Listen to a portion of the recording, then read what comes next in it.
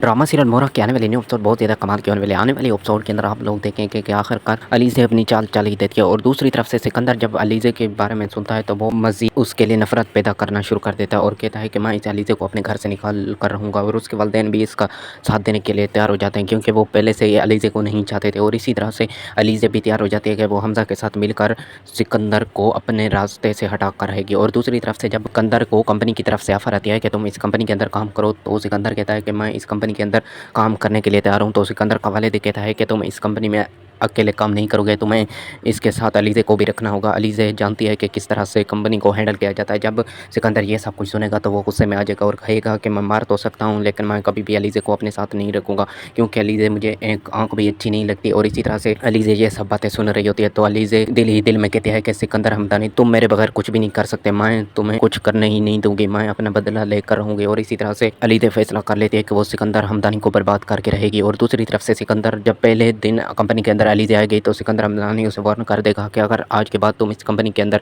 आई तो तुम्हारे साथ अच्छा नहीं किया जाएगा। मैं तुमसे उम्मीद रखता हूँ कि तुम ये कंपनी छोड़ दोगे, अगर तुमने नहीं छोड़ा तो इसका अंजाम बहुत बुरा होगा। और इसी तरह से अलीज़े भी फैसला कर लेती है कि वो कभी भी इस कंपनी को नहीं छोड़ेगी। और इसी वक्त फ़ौरन सिकंदर के सामने कह देती है कि मैं कभी भी ऐसा कुछ नहीं करूँगी, ये तुम्हारी खुशफहमी। और इसी तरह से सिकंदर गुस्से के अंदर आकर अलीज़े को मारने की कोशिश करेगा। ये सब आपको ड्रामा सीरियल मोहरा के आने वाले एपिसोड में मालूम होगा।